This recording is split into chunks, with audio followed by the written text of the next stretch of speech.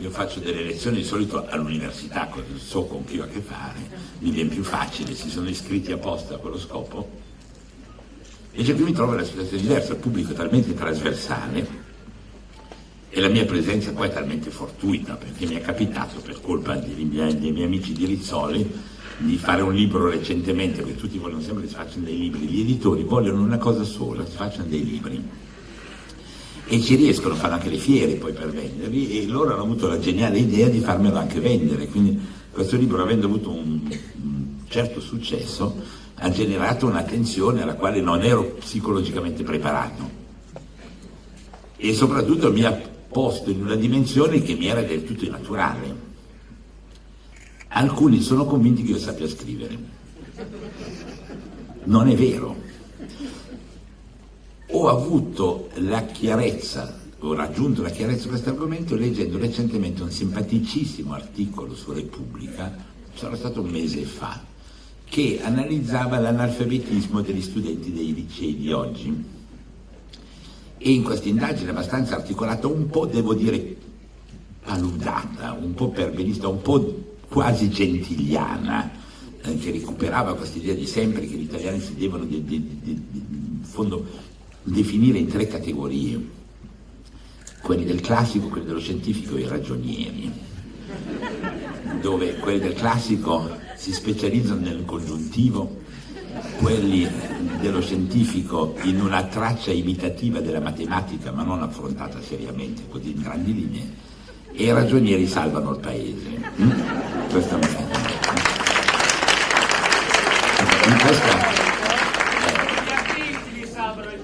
No, gli artisti no, sono condannati, sono odiati in Italia. In Italia si odiano i giovani e gli artisti. Infatti fra i paesi sciacallo e i paesi carogna oggi si sta aggiungendo anche l'Italia. Ho appena mangiato un gelato sono a posto. Non questo, un altro. Lo tiriamo via da qua perché è ingombrante, non vedo nessuno.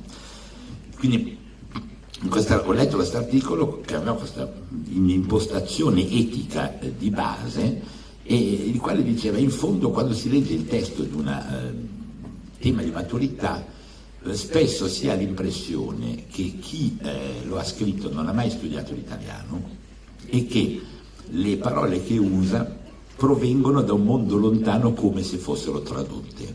Detto sono io, perché non sono mai andato a scuola oggettivamente in Italia e spesso uso delle parole tradotte.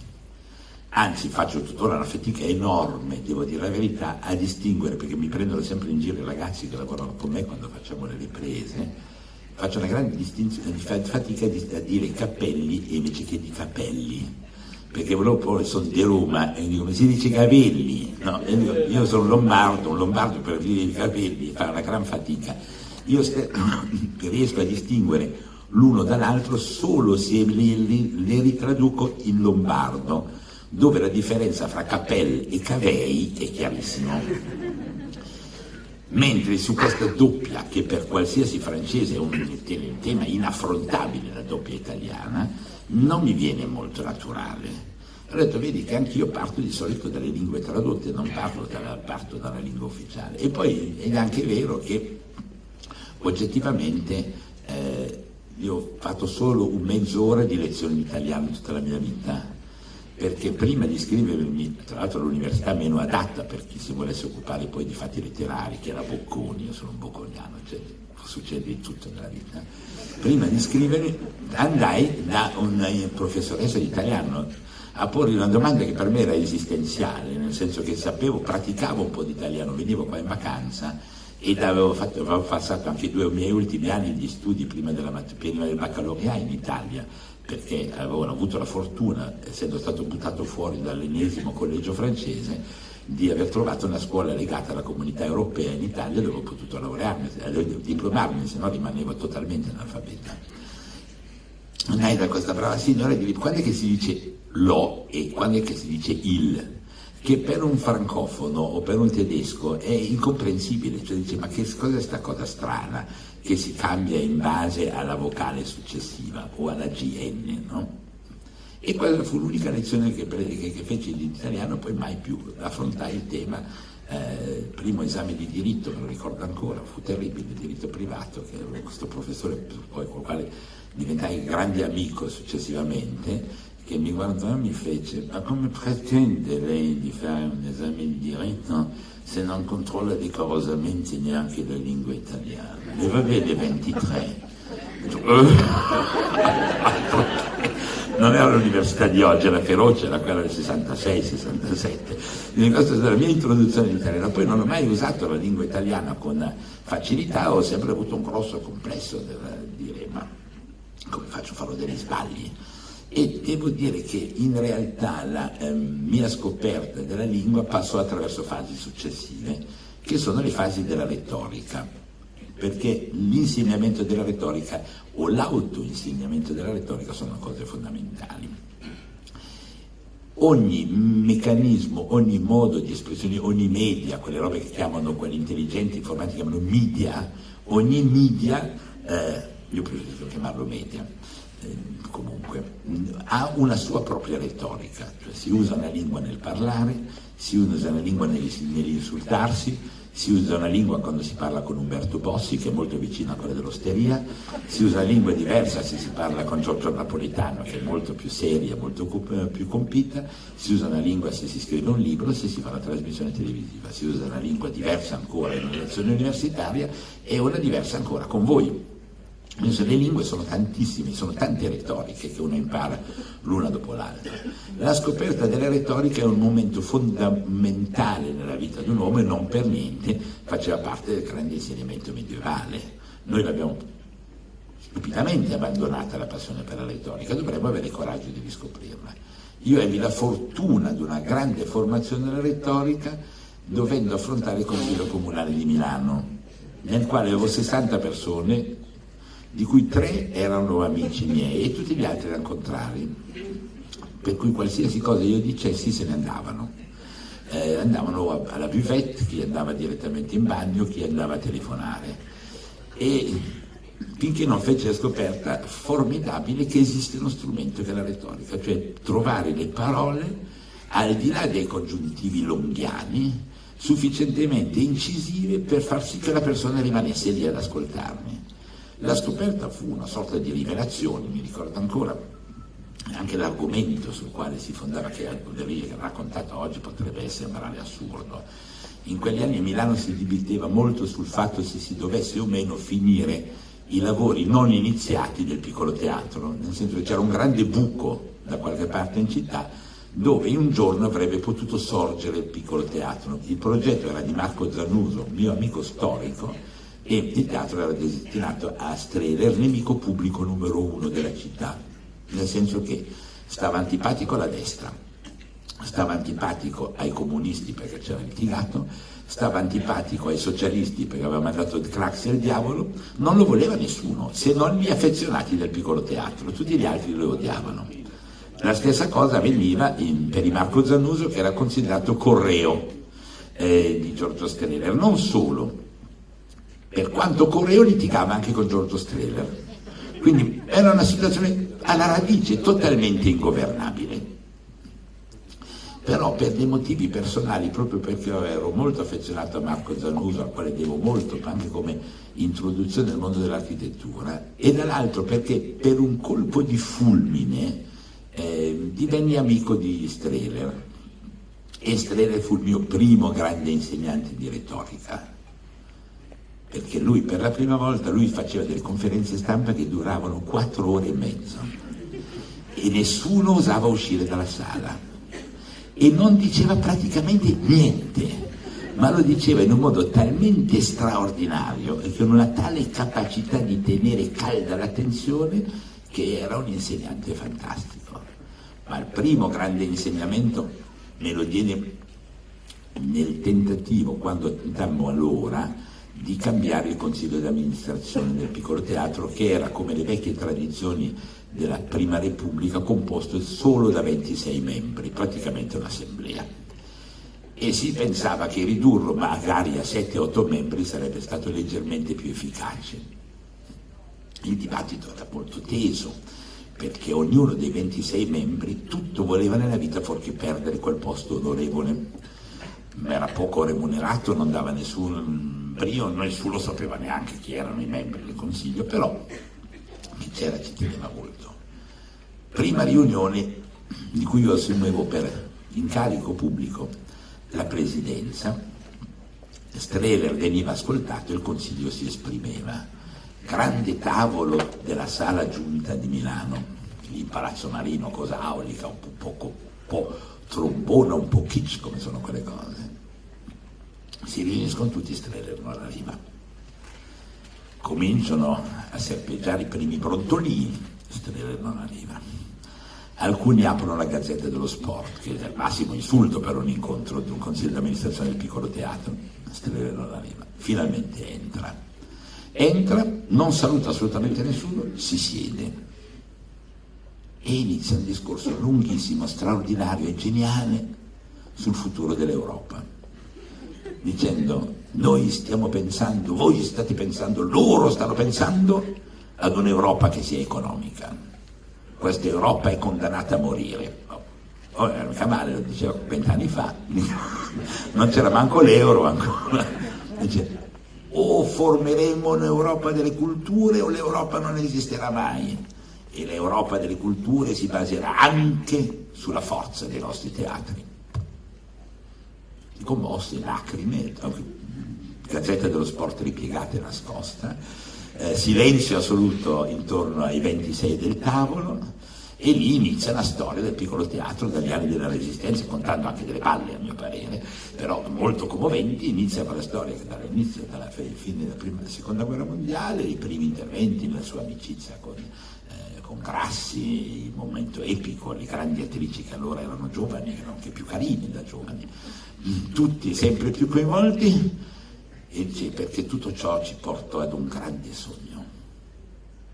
E ora, questa è la vera lezione di retorica, silenziosi come può essere, e ora questo grande sogno sta per morire. Per colpa di un verme che è seduto a questo tavolo. 26 persone che diventavano piccole come dei bicchieri, quelli dell'acqua minerale che sono sui tavoli della politica. Fermi tutti, si alza, adesso faccio un nome di fantasia, non è il suo, e dice: e tu, Campana, sei quel verme. Ho visto una persona scomparire e ho capito cos'era il potere reale della retorica. Avrebbe potuto picchiarlo, buttarlo giù dalla finestra, nulla sarebbe stato forte come quell'intervento. E quella fu la mia conversione della retorica.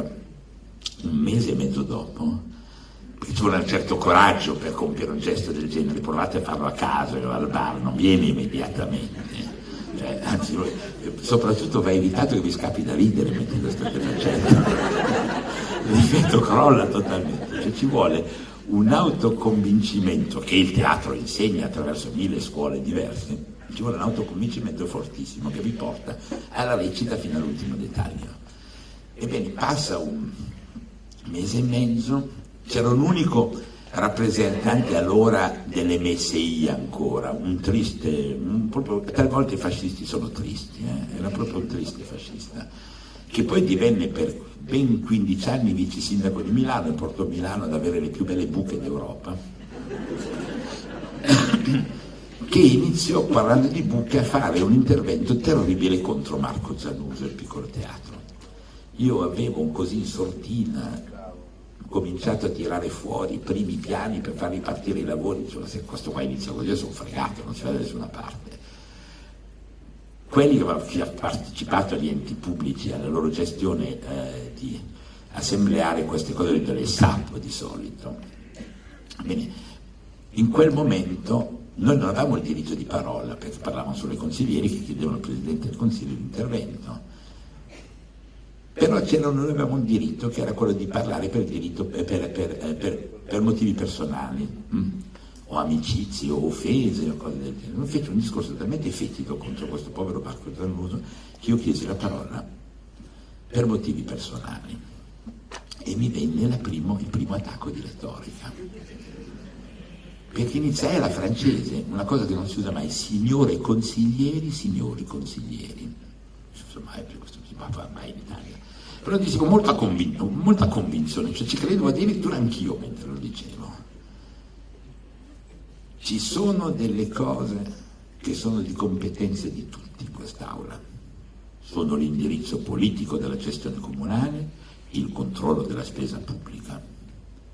Ci sono temi che vi sorpassano, perché non ne avete la competenza, sui quali però potete esprimere un giudizio, ma prima ne dovete acquisire la competenza. Sono i temi della cultura e dell'arte. Mi era venuta così e mi ero reso conto che li stavo tenendo in mano.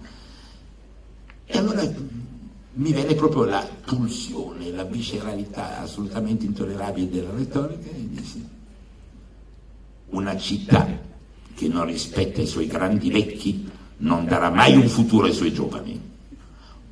Una frase che uno la dice all'osteria e dicono è scemo. Uno la dice in quel momento lì, in quella fase lì, ha già vinto la partita, cioè nessuno andò a far pipì. E per me fu la scoperta della retorica. Tutto il resto è banalmente una conseguenza, anche il libro che si chiama Il Museo Immaginario. Iniziò tutto in quel modo lì.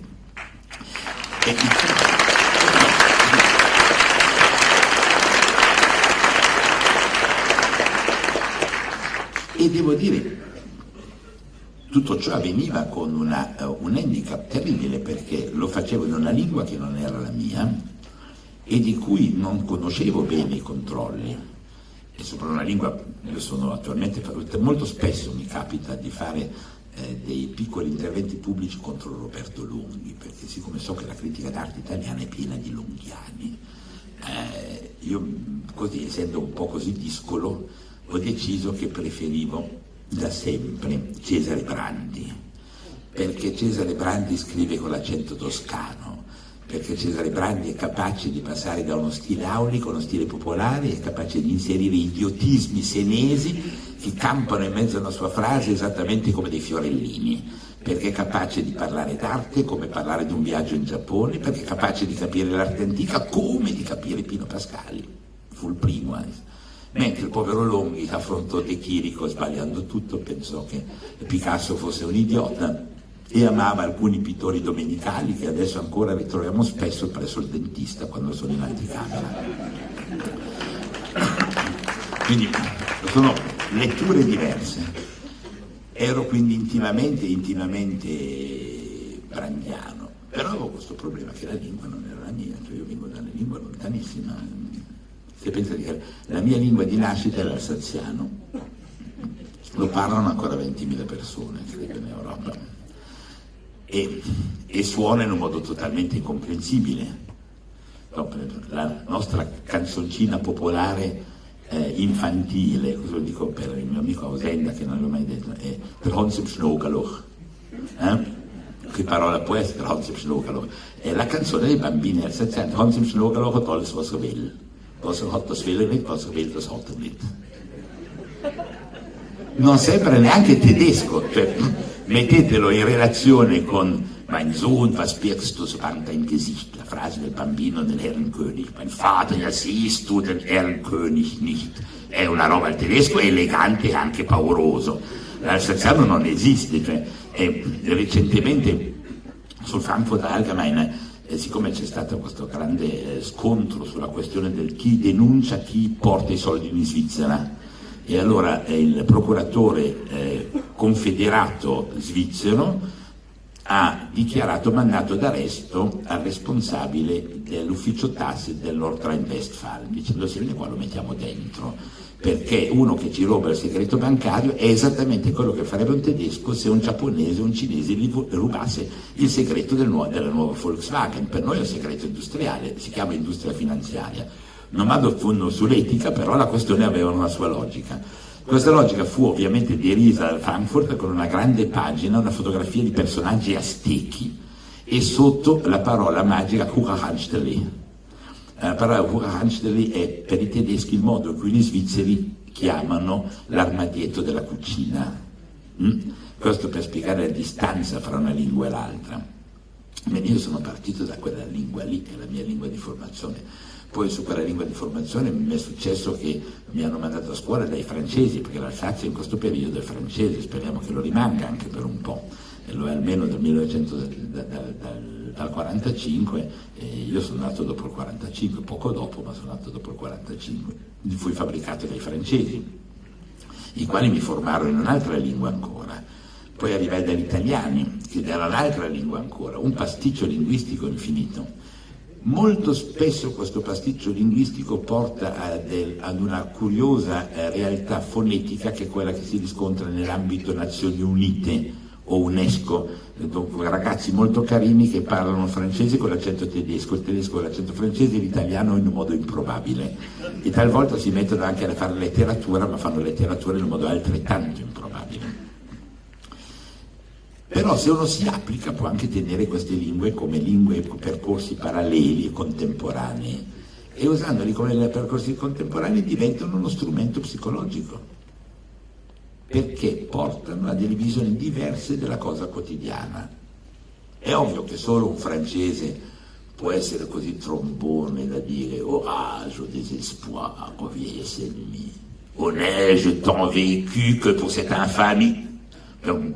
Farlo dire a un veneto è impossibile, cioè viene una mentalità specifica che si può contraddire o contrapporre, no?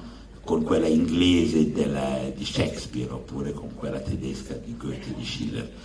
Vengono modi diversi di pensare, e poi si scopre questo paese formidabile che è l'Italia, che non è fatto rappresentato manco da una lingua, ma ne contiene di serie almeno 7-8, compreso anche il piemontese, sono parte delle lingue serie.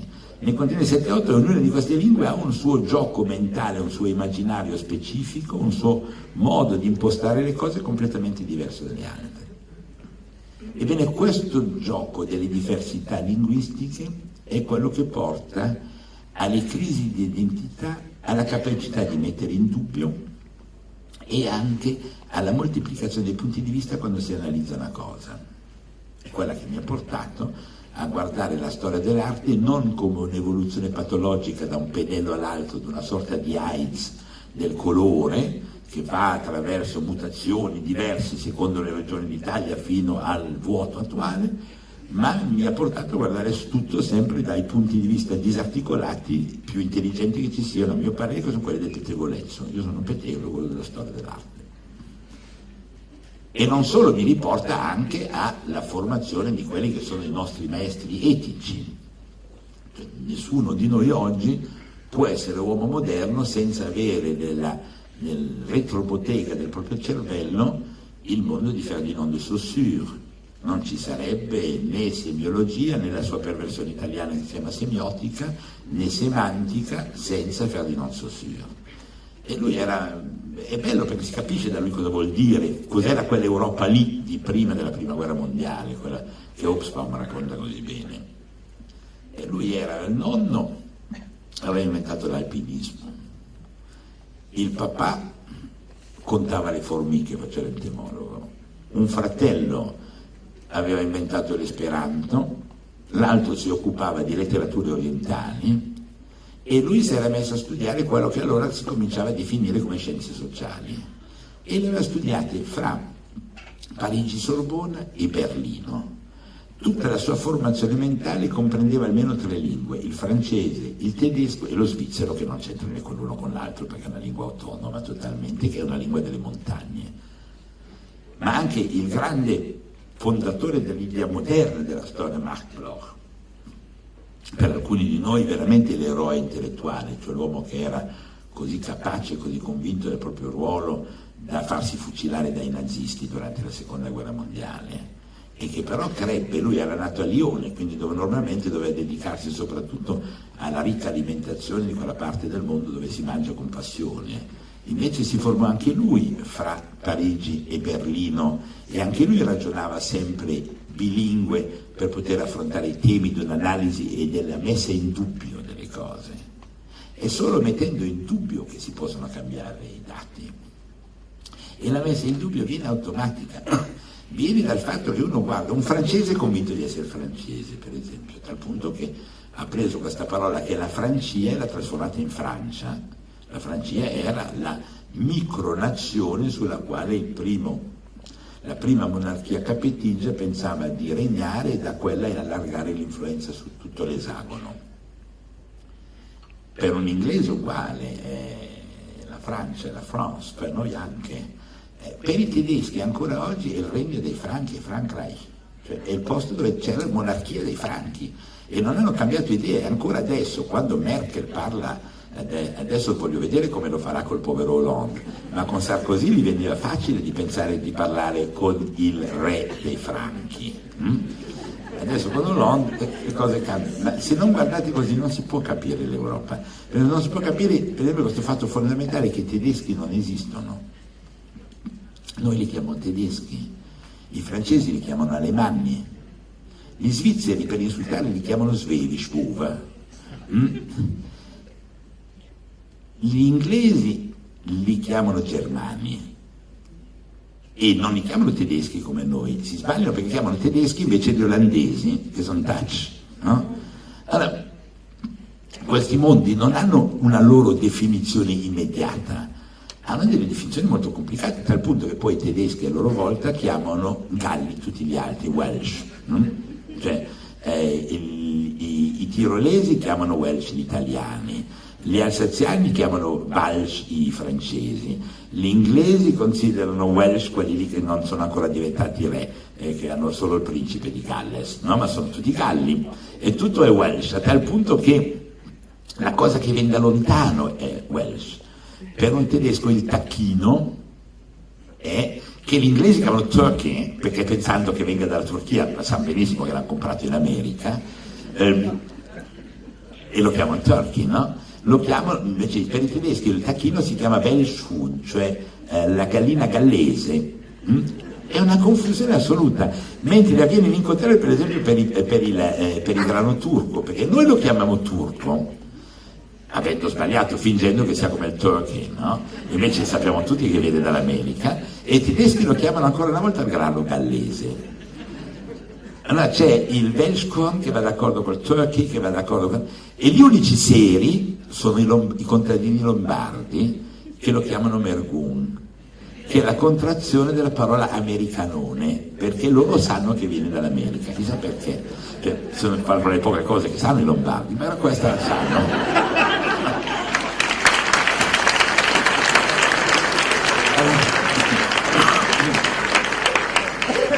Questa gag infinita delle etimologie è quella che porta a guardare ogni cosa da un punto di vista leggermente diverso da quello assodato. Appena vi dicono un dato certo, voi mettetelo in dubbio. In fondo il grande diritto che abbiamo conquistato nel XX secolo è il diritto che è stato sancito da Guy Debord nella prima edizione della Civiltà dello Spettacolo. Non devo dirlo davanti agli editori, se no svengono tutti, perché l'introduzione di Guy Debord è: il presente testo non rivendica diritti d'autore, può essere copiato da chiunque, può essere trasformato da chiunque e riedito come si vuole. Sarebbe la catastrofe, però dietro c'è una visione che anticipa molto del mondo di Internet e anticipa anche molto di un altro modo di pensare, di concepire le analisi, che è estremamente attraente, perché apre delle porte altrimenti totalmente bloccate. Ed è quello che noi facciamo, un po' da puerili. I bambini sono sempre quelli che chiedono perché. E io sono rimasto da quel punto di vista lì assolutamente puerile.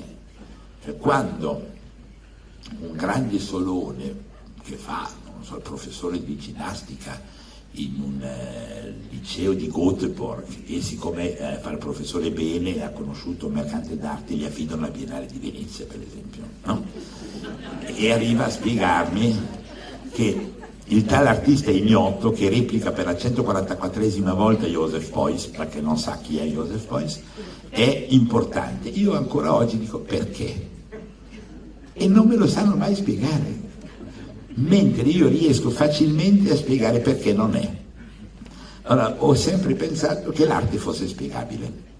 Mi ricordo un giro molto simpatico fatto in una mostra totalmente demente dedicata a Damien Hirst a Napoli, al museo archeologico, dove già i soldi non ne hanno, li usassero per far funzionare il museo. Hanno fatto una stupidissima mostra pletorica e idiota su Damien Hirst, E noi andammo lì spiegando di ogni opera da dove era copiata, dicendo questo deriva da Marcel Duchamp, dalle sue robe degli anni 30, questo deriva da Joseph Beuys, dai suoi Armandietti del 62, questo viene da quel gusto costruttivista rivisto, cioè si poteva decriptare tutto. L'arte è la cosa più facile da capire al mondo, cioè non c'è niente di più semplice da capire dell'arte, basta guardare e aprirsi la testa ai riferimenti, basta avere il coraggio di dire perché e di rindagare. Gran parte del nostro lavoro è un lavoro assolutamente scorretto di messa in dubbio delle cose, ma anche di quelle importanti. La parola gotico, abbiamo cominciato anni fa a dire ogni parola non nota alle persone alle quali era applicata va abolita, almeno concettualmente, poi la riutilizziamo anche noi, non siamo mica così folli, ma per la parola gotico è stata applicata principalmente in parte da Leon Battista Alberti, una sua cattiveria filo rinascimentale, come tale corretta contro l'architettura preesistente, viene attribuita come se tutto il gotico venisse da Praga, più o meno, un'idea che era molto legata al potere dell'impero allora, e così cancellando tutta la genesi di una architettura invece politica che nasce nel XII secolo con l'affrancarsi della cancelleria di Saint-Denis e il tentativo di creare una nazione con la Francia. L'architettura non è, se uno dovesse dire la parola giusta per gotico, dovrebbe dire l'architettura dell'affermazione del potere politico dell'Île-de-France sull'esagono e le sue conseguenze marginali in Germania, Inghilterra e Spagna, le sue capacità di in qualche modo corrompere l'estetica equilibrata degli italiani nel Duomo di Siena, bla bla bla, dove scrive 6 pagine, però il gotico non lo può chiamare. Se uno rompe l'immagine gotica riesce a inventare delle altre cose, riesce a guardare il mondo in un altro modo. Questa è la pratica che noi abbiamo applicato, partendo anche dal fatto che io sono sostanzialmente ignorante, non so niente, ma pochi sanno qualcosa, non è grave, nell'insieme tutti sanno poco. Sapere poco di per sé non è un handicap, avere poca voglia di saperne di più invece è grave, quindi è molto utile sapere poco e partire da quel poco che si sa, tentando delle indagini che siano di approfondimento e di illuminazione, cioè di andare nel capire il significato ultimo della questione. E questo significato ultimo è in un qualche modo commovente e formidabile, perché il mondo dei segni è l'unico mondo che non mente. Non c'è nulla da fare, un piede di leone è un piede di leone, che sia in pietra o in bronzo, e lui è. Una testa di leone è una testa di leone, sia che la si trovi nella cultura assira, sia che la si ritrovi a Costantinopoli, sia che la si trovi sul frontone oppure sul portone di Aquisgrana nel IX secolo, è sempre una testa di leone. Noi dobbiamo ragionare in base a quella testa lì che si vede, si tocca, si può rivisitare, e che mente molto meno del testo storico, il quale di solito è già articolato a favore di chi è il committente nel momento della stesura e viene riletto secondo i momenti della propria politica quando lo si decifra. Il segno invece è puro.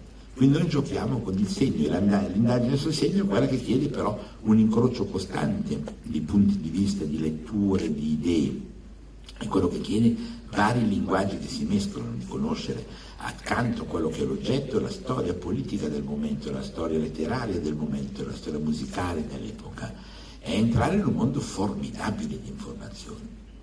Ed è soprattutto entrare in un mondo che ho capito quest'anno per la prima volta con chiarezza, perché mi trovavo banalmente, può succedere tutta la mia età, in ospedale la notte di Ognissanti e ho fatto una lunga riflessione su Ognissanti. Io vorrei che Ognissanti diventasse la festa della cultura, perché noi viviamo costantemente, non con i fanti per fortuna, con i quali non si può scherzare, ma con i fatti, con i santi. Cioè noi siamo pieni di uomini che non esistono più. Noi pensiamo al contrappunto di Giovanni Sebastiano Bach, non lo incontreremo mai.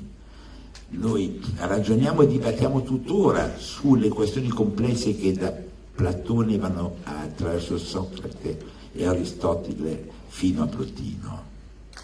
e sono temi reali, concreti, molto più concreti e molto più importanti il dibattito su Plotino di quanto non lo sia quello su Totti, che è fantastico, simpatico e che è vivo. Però devo dire che nella mia vita personale, di quando Totti abbiamo quella moglie carina che vedo in televisione intanto alle Iene, è molto più improbabile che io incontri Totti piuttosto che Platone. Nel mio mondo conta quel riferimento lì. Il mio mondo è fatto, il vostro mondo è fatto, guardate che vi giuro, non incontrerete mai neanche Shakespeare. Non è possibile incontrare Shakespeare, non è più possibile incontrare Shakespeare, eppure Shakespeare conta molto, molto, molto di più anche di alcuni editorialisti importanti del Corriere della Sera. Allora, questo è il percorso di ciò che ossessiona le nostre menti. Le nostre menti sono ossessionate da una quantità infinita di morti, e questa quantità infinita di morti è ciò che definisce la nostra appartenenza alla specie. Noi ragioniamo in dialogo costante con la specie. La storia dell'arte è la storia della specie, la storia della letteratura è la storia della specie, la storia della musica è la storia della specie. E mentre la storia difficilmente si può affrontare e capire fino in fondo, la musica si può capire e l'opera d'arte si può interpretare e si può capire uscendo anche dai parametri soliti che sono quelli che ci vincolano troppo. Questo è il gioco che sta dietro questo libro che ho fatto, che è una sorta di percorso trasversale per capire la cosa che ci interessa di più, la nostra appartenenza alla specie e il nostro rapporto con la dinamica della specie, il nostro rapporto con l'esistere, che cosa rimane in noi del pensiero di San Tommaso d'Aquino, quanto ci influenza ancora il dibattito intorno al numero aureo. Non potremmo vivere senza il dibattito del numero aureo, solo gli stolti pensano che si campi senza il numero aureo. Sono questi temi reali, poi anche se non li tocchiamo da vicino, toccano quei pochi che poi influenzano il nostro modo di pensare. Allora questo rapporto con un mondo di tutti i santi, cioè tutti quelli che ci precedono, nasce proprio la passione per il mondo delle arti, nasce anche l'interesse di capire. Per giunta nel momento come quello che viviamo, dove si è aperto il mondo formidabile della rete e dell'informazione infinita. Io sono un grandissimo sostenitore della follia del sistema di internet, sono affascinato dal fatto di poter avere in casa mia una biblioteca di 1 milione di volumi, se sommo quelli della Biblioteca Nazionale, quelli di Google, quelle che sono reperibili alla Library of Congress, e la quantità di cose che posso vedere, che posso trovare, e il fatto anche che in un volume di 600 pagine mi trovino anche la parola che cerco. Ma porca miseria, una volta bisogna averne voglia. Affrontare la polvere, quello lì rompipalle della biblioteca che guardava un po' male, diceva questo oggi non è disponibile, poi uno non ci tornava più. Oggi invece se uno clicca va a giocare delle cose strane e trova i testi originali e questo rapporto con i materiali veri della storia sono quelli che ci aprono le lucine nuove. Dicevo prima, ne parlavo con una signora che ci faceva un'intervista, tutti sanno che Leibniz c'entra con la monade, anche i veneti interpretano in modo particolare, ma che è loro, no? Tutti lo sanno, tutti hanno una reminiscenza delle lezioni liceali sull'argomento, nessuno ci capisce più niente. Voi oggi aprite il sito della Biblioteca Nazionale, prendete l'area di consultazione e andate a cercare la prima edizione, quella che non vi avrebbero mai dato. E intanto fate una scoperta clamorosa alla quale non avete pensato, neanche io ci avevo pensato prima di caderci dentro, che la prima edizione sulla monadologia è in francese, che Leibniz ha scritta in francese, si chiama Traité sulla monadologia, e che questo porta Leibniz a essere nella stessa linea di comportamento di Federico II di Svevia e di Prussia, suo contemporaneo, che anche lui ragionava solo in francese. E scoprirete che nella evoluzione massima dell'arte della fuga di Giovanni Sebastiano Bach, tutto il gioco sulla specchiatura o sul rovescio dei numeri è un gioco che ha a che vedere direttamente con Leibniz, quindi direttamente con quella cultura francese che è parailluminista. e che si combina in lui la germanicità d'origine, la pulsione protestante, il rigore, la capacità riproduttiva infinita con tutti quei figli che non finivano mai, suonare l'organo di domenica nella chiesa un po' degli disperati, si combinano con il suono che viene dalla melodia vivaldiana dall'Italia e con il rigore scientifico di chi pensa alla matematica come centro dell'universo. Tutto questo lo potete fare oggi. Per arrivare allo stesso risultato una volta si doveva faticare da morire, e siccome la fatica blocca molto la mente, perché chi si occupa di giochi mentali di solito lo fa perché è un pigro, se no faremo un lavoro serio. E siccome i pigri, proprio per definizione, sono pigri, la fatica era un blocco. La fatica oggi la macchinetta elettronica ce l'ha tolta. Noi entriamo in un'era completamente nuova del rapporto con il sapere, e entriamo proprio in quest'era di un rapporto complessivo, articolato e straordinario nel mondo di Ognissanti. E questo ci permette anche di rivedere il mondo che abbiamo intorno. Noi veniamo da un'esperienza assolutamente commovente di 2 giorni di lavoro all'interno dell'Armeria Reale qui a Torino, restaurata 4 anni fa, tolte le vetrine moderniste e inutili, ritrovate quelle vecchie con i vetri che non si vede troppo bene attraverso, ma così deve essere, con gli oggetti che si devono indovinare da vedere molto bene nelle altre, ma dove il percorso di indagine vale un corso assoluto di rilettura della storia dell'arte, perché uno prende un pezzo d'armatura del XVI secolo e scopre nella intelligenza e nella perversione estetica di quel pezzo d'armatura molto di più che a guardare la 124esima Madonna, perché scopre che lì dentro c'è il mondo di chi deteneva il potere e che non era solo di chi usava le arti, quelle che chiamavamo visive, per imporre la propria visione del potere al popolo obbediente, ma era il mondo in cui lui stesso si riconosceva.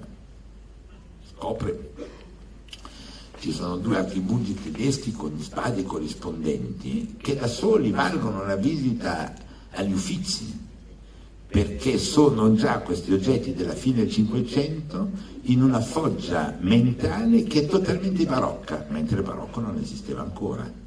Cioè una serie di curvature, di linee, di follie che sono quelle dove l'artigianato andrà a influenzare l'estetica delle arti maggiori, perché così vuole la riforma della controriforma. Cioè così vuole il patto sociale nuovo italiano, in base al quale, quello latino, cattolico, romano e apostolico, in base al quale è dalle arti del popolo che si formerà di nuovo la cultura alta e non dalle patologie intellettuali, come era successo fino alla fine del Concilio. Lo vedete in un pezzo di schioppo? E questa roba va d'accordo con una serie di decori fatti a grottesche in acciaio nerito, che sono l'opposto della forma stessa, quindi il gioco è complessivo. Il tutto montato su canne tedesche che sparavano bene allora, purtroppo loro fanno quella roba lì, gli piace moltissimo, gli viene anche bene.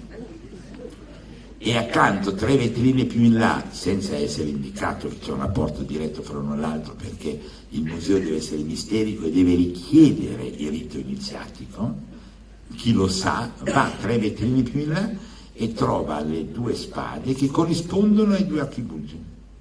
E sono 2 spade con esattamente le stesse decorazioni, e sono anche loro fatti in quel mondo pre-barocco tedesco, solo che contengono, queste 2 spade tengono 2 lame persiane con l'arabo sopra, con le scritte in arabo.